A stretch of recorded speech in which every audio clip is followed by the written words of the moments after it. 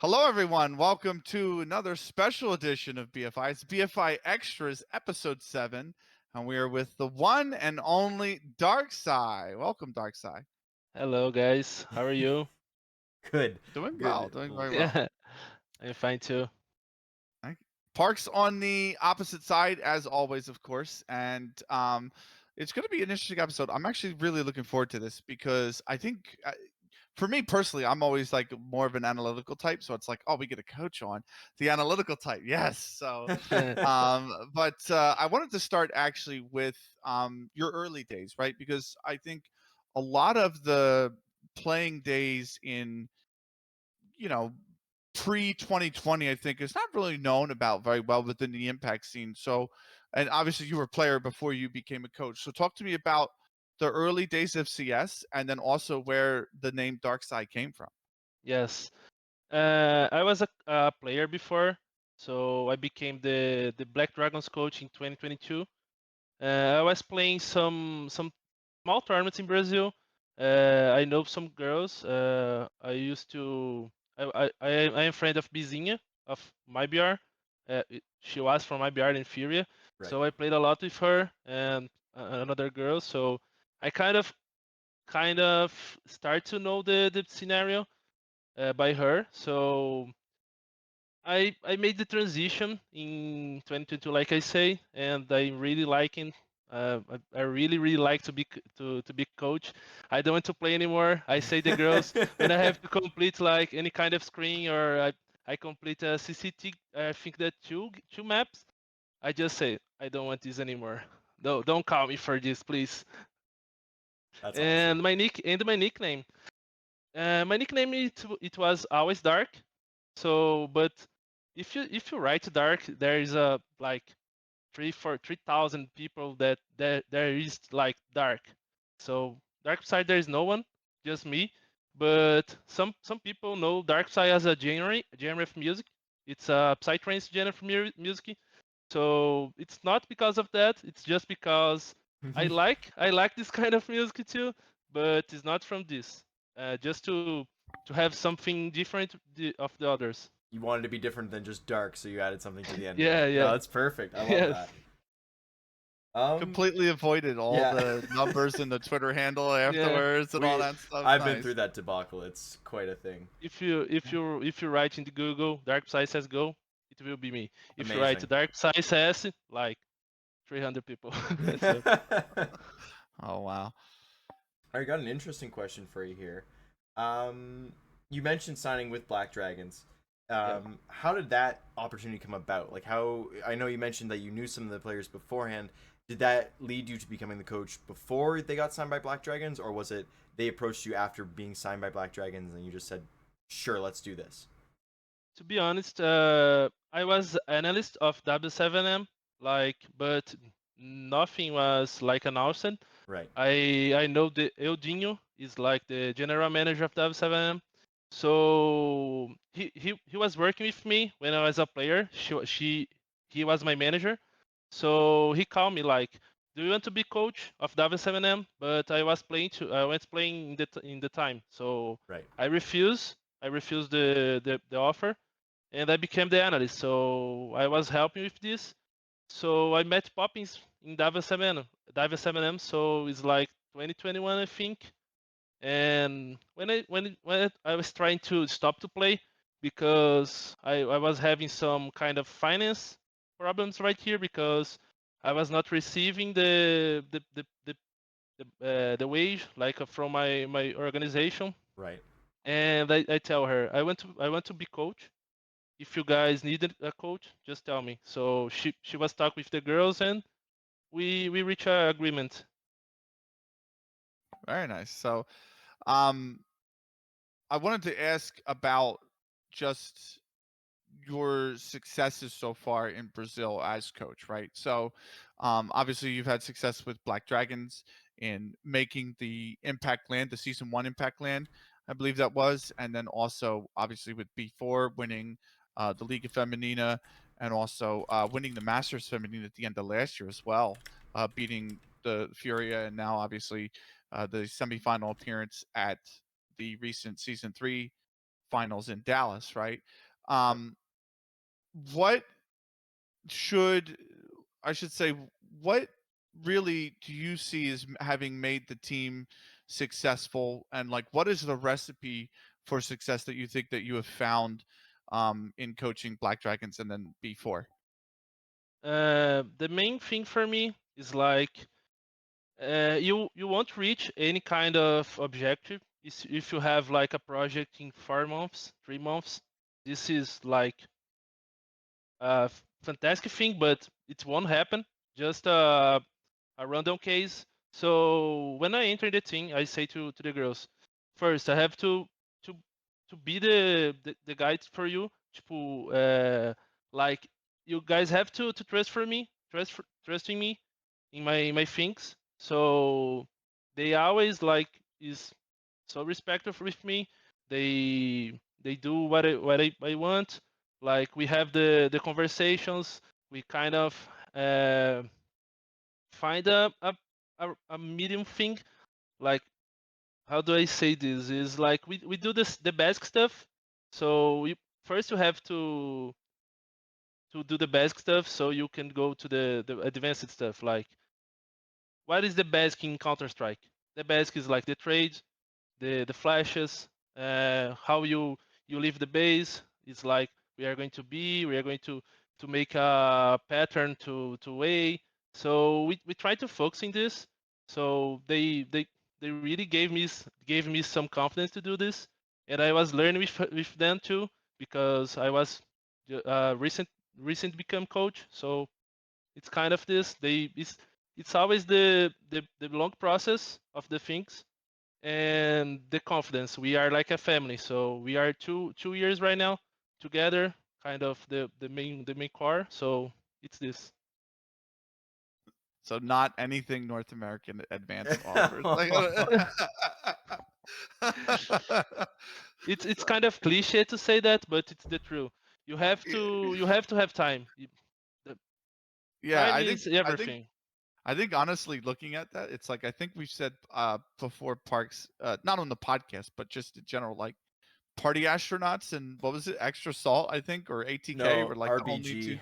RBG, yeah, were RBG like the back in only the two day. teams in North America that stuck together, and they actually went up. They Who actually got out of advance, and a good everybody else amount of is. the RBG guys now play They for the main EG squad. So Yeah, Yes, yeah, they was playing really good. I was watching some games like against Team One, again the Rebirth team. I Rebirth, I don't think, know. is the team. Yeah, that sounds yeah. Birth. familiar.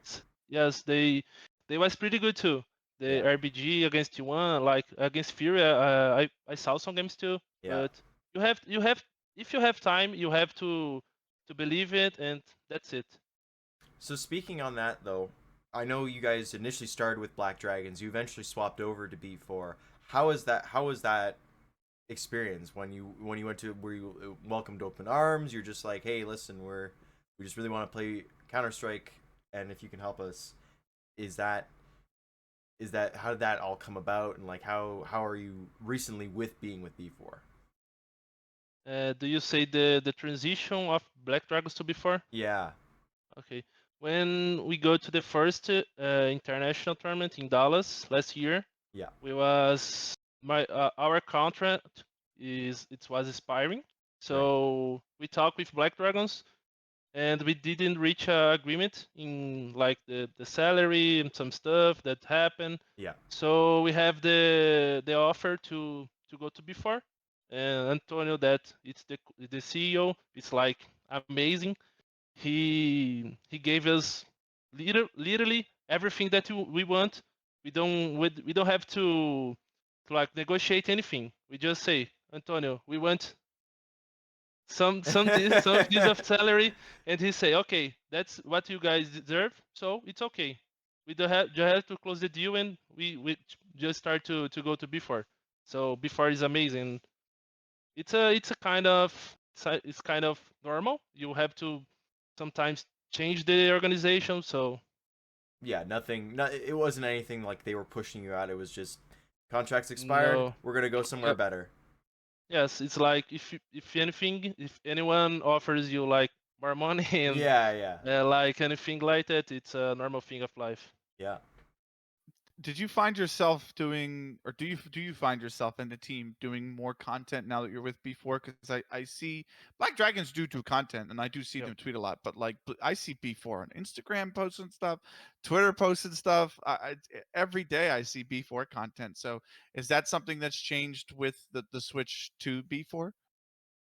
Of course. B4 is like more content organization than Black Dragons. B4 has a lot of followers in Instagram, like I think 2.2 million, Wow. anything like it. Wow.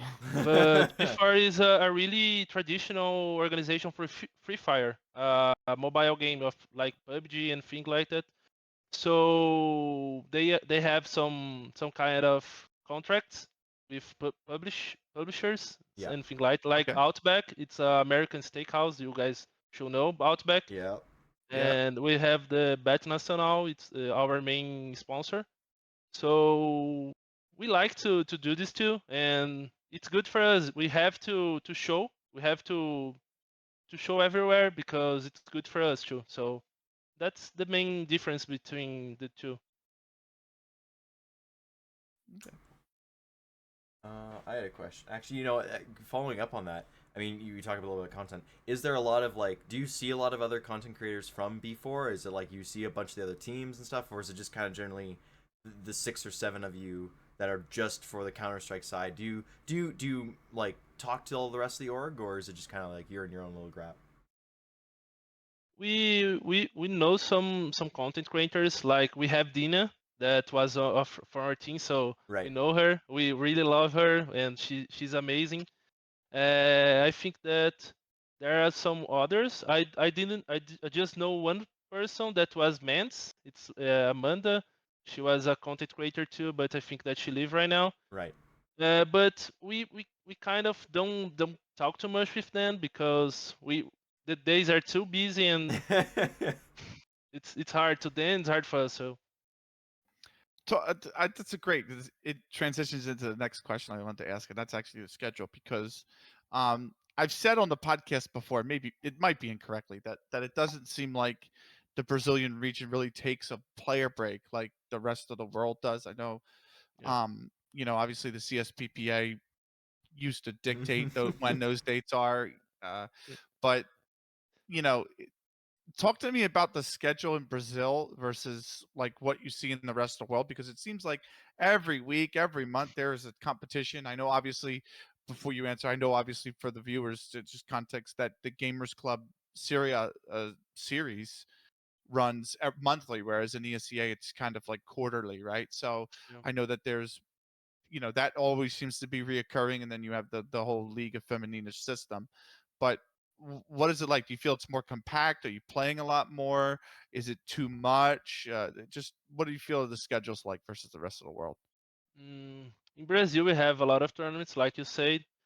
We are having our player break right now. So like this week is our Okay. player break because we came from Dallas, and like 2 of our days of rest, and we started training the practice again because we have the Serie B of Gamers Club. It's like the SEA Advanced, the SEA Main. I don't know. It's a SEA Man. What's the first one? You mean like the Pro League. ESEA Pro equivalent? League.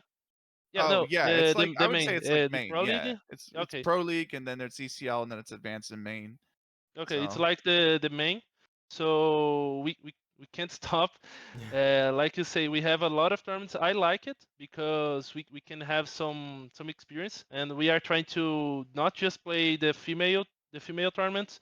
We are trying. That's one thing that when I became the coach, I'd say that we have to play almost every term that we can. Like we was playing the CBCS qualifier right now, last Saturday.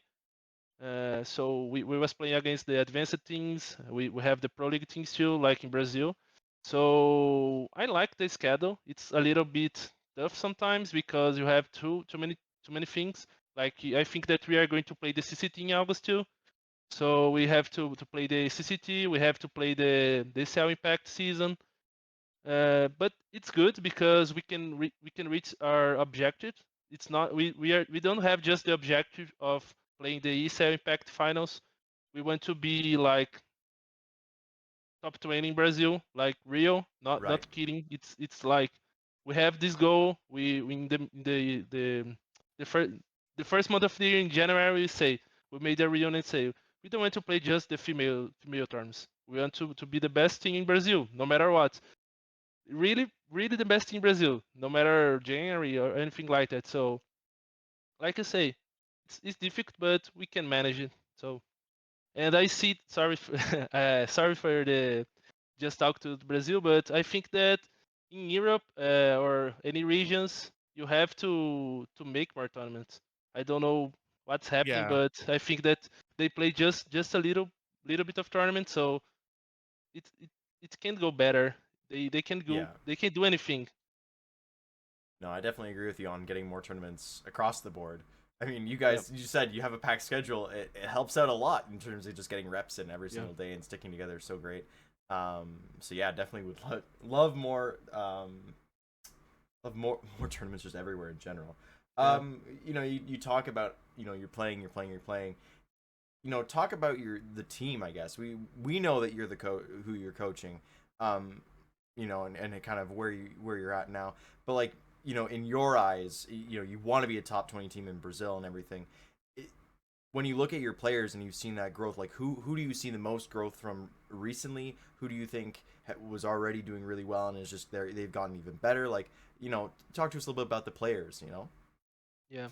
It's a little bit difficult to say that, but I think that from last season in Katowice to Dallas, the player who grew the most it was Julie, 100%, because she's really in the mood right now of the CS, and we talk a lot. She's a really good player, and she's getting better every time. With the more experience, you see that she always made some kind of highlight in the LAN, like really good clutches and things like that. But our team is getting better in general. Like Goddess too, with the experience of Ingel, Poppins too, because she never was in a LAN before. She's just 17 right now. Yeah. So Judy, I think that's the most of the growth, growing. But everyone's pretty good. Like Nani is pretty constant. I don't have to talk with Younger about Younger because I think that's like top three in the world minimum, top three. She's really good. So not not pushing to my side, but my team's pretty good. And many people don't know, but we have She's too. It's our analyst. He Oh helped me yes. a lot too. So the team is pretty good, and we are a family. So we are pretty happy. Yeah, I'm with you. I would say Junger's definitely like when you look at the ops in the impact scene, at least I would be like, I mean, top three, you have to, I think, put Junger in the conversation, right? Like Anna Yeah, obviously is number one. Like I'm not gonna dethrone her from that spot, right? But it's like Junger's got to be like in the conversation right behind her at number two, or yeah, if you put like I think we said Astra before or I want to Vico. say Viku, yeah. It's like okay, but Junger's definitely there, and she's had performances I think that definitely measure that. Um, Speaking of individual performances, I want to go back to a specific period. I want to go back to Dallas. I want to go back to the Decider series between Black Dragons, and I know that B4 did a whole documentary series called Demons in Dallas. Yep, Excellent, by the way. That was absolutely fantastic. But they highlighted the timeout that you all took at 9-1 down on Inferno, right? And obviously went on to win 15 rounds in a row, win the game, get to the playoffs, right? Talk to me about that. Talk to me about identifying that that was the right moment to take the timeout yeah, and then identifying what it was that really turned the game. I mean, the game turned around on a dime and it was yeah. just It all gives me B4 after that. goosebumps because this is like what the man. This is was insane, dude. Talking about the series in general, we kind of expect the maps, but we lose the vertigo. We didn't show in the game. Black Dragons was playing like full W, like jumping the smokes, things like that, and catch us off guard. So we see the review too, but specifically, like you say in the Inferno, we was playing, I think that 9-3, 9-3, and we wasn't like playing bad. We wasn't, but I just pause and say to the girls the thing like just calm. We kind of, I say, look at me because we managed to try to not be there like if it was in practice like in the boot camp. So look at me, everyone.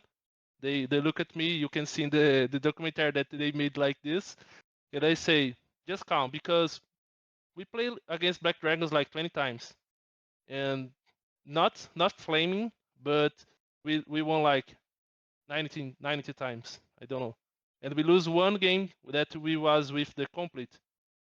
So they play really good, but I know that we can win. We know how they play. So girls, I say girls, just calm, just play our game, and let's hype each other. We never was like, oh, this game, what the fuck? Well, we lose. No, it was like the game just ends like in 16. So that's the kind of the mentality that we brought to us in the pause. And I don't have to say anything more. You guys can see the demo. Yeah, I'll definitely have to But it link to the was documentary. insane. Yeah, I It mean was that's. insane, dude.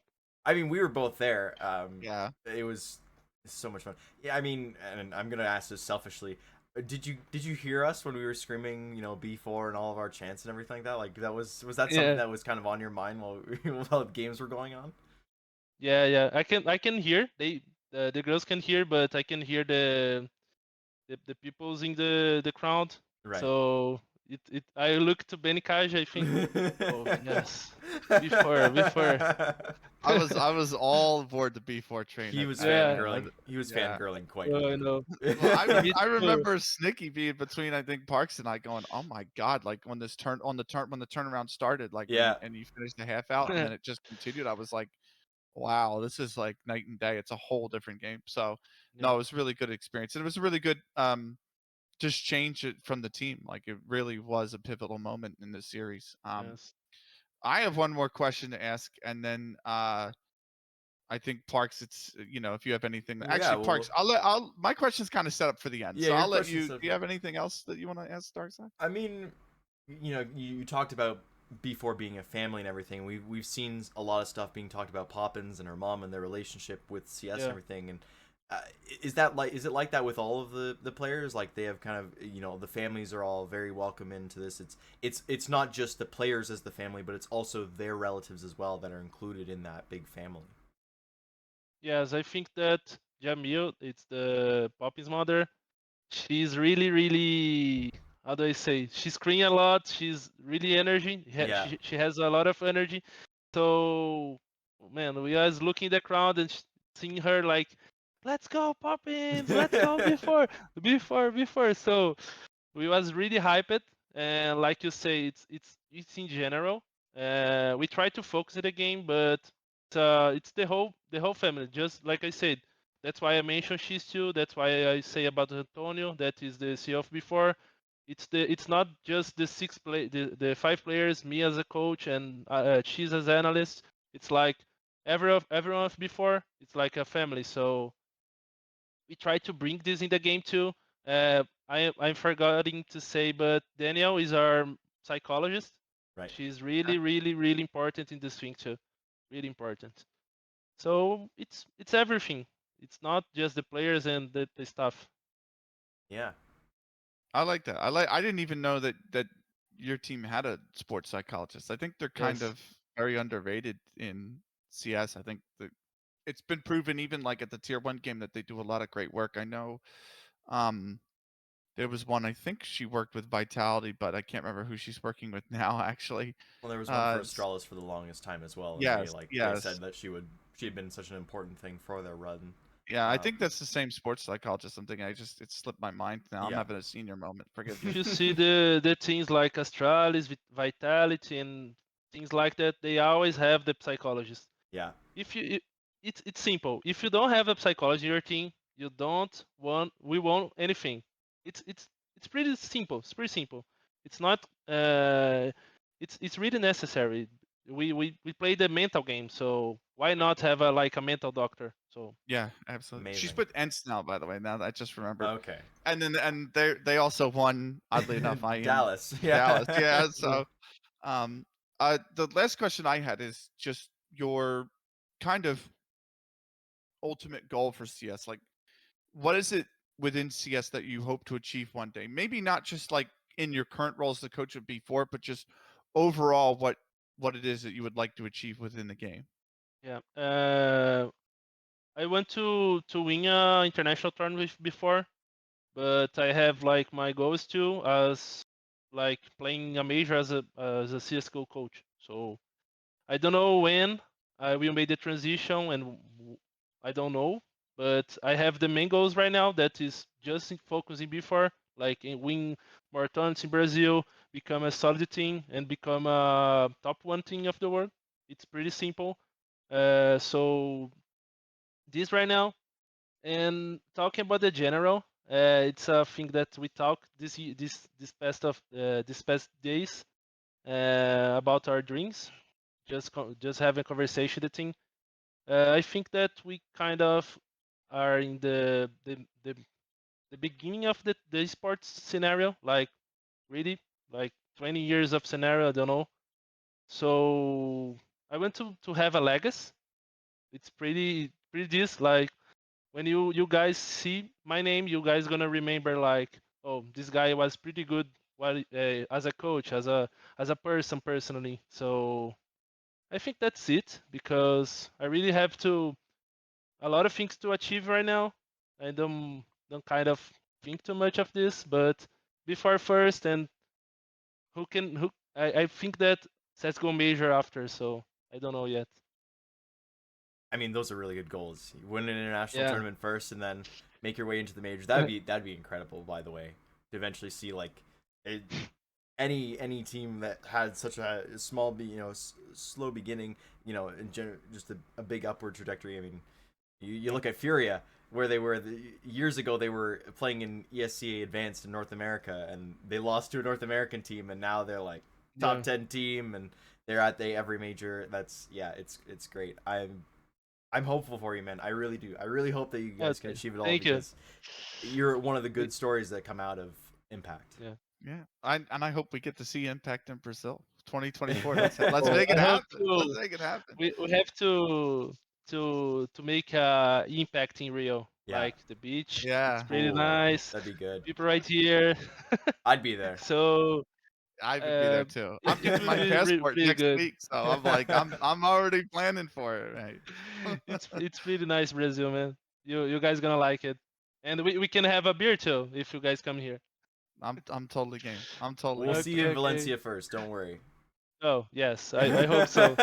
We are going to start the process like next week, Yeah. so it's like 3-4 month process to go to Valencia. No, Wow. that's just the league. Wow. Yeah. Yeah. That's all I've got. Unless Parks, you got anything I else? got nothing else for you. Thank you so much for joining us, DarkPsy. It was a free. I love talking to you. This has been great. Like we don't get to talk to enough people Yeah. that come from these have such great stories behind them as well. But no, that is it. Do you have any shout outs you want to say? I know we've talking so much about the family of B4. You got time right now. Shout out anything you want. Sure. It's hard to say English, but Speak thanks it. for the invite Speak in too. Portuguese if you need Okay. to. I don't mind. No, I can try English too.